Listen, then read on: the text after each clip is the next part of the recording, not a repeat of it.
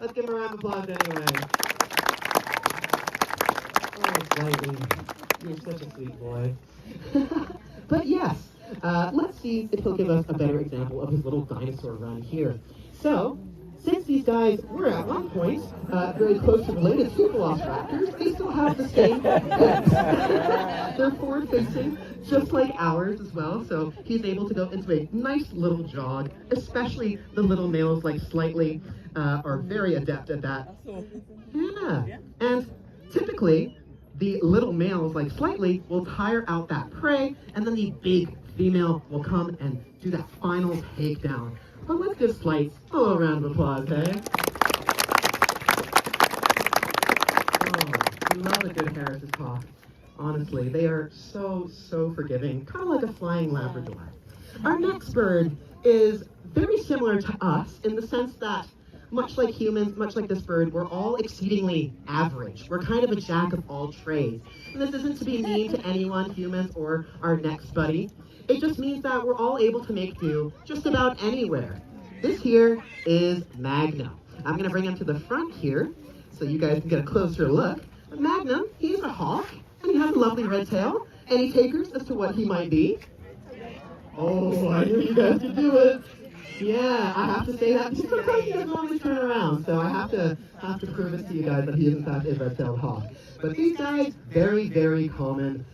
They can make do in every province, every state, even down to the Caribbean. These guys are absolutely everywhere. One of the ways that they like to save energy while they're hunting is they like to do something like catch a nice thermal, nice rising hot air, let that wind do all the work so that he barely needs to flap his wings.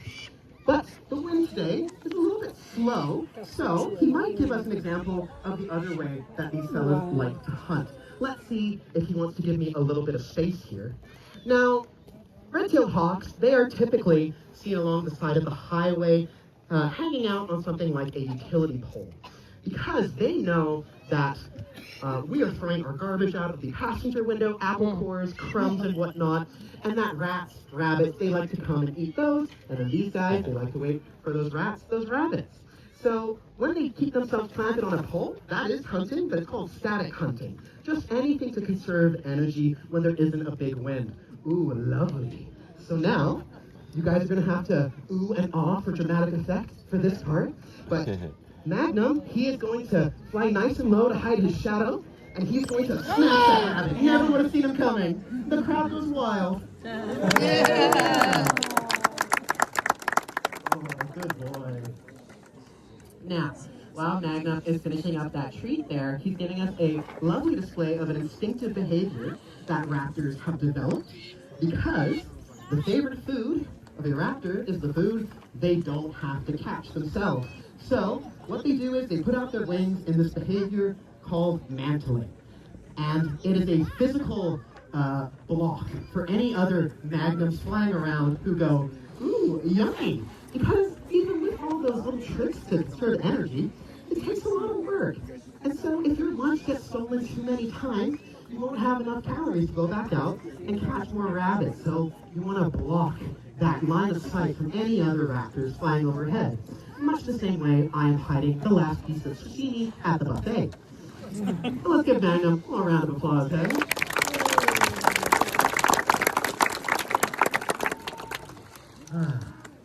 Now, if you are a fan of westerns, cowboy movies, you will notice that it's always the same call, regardless of what bird is on screen.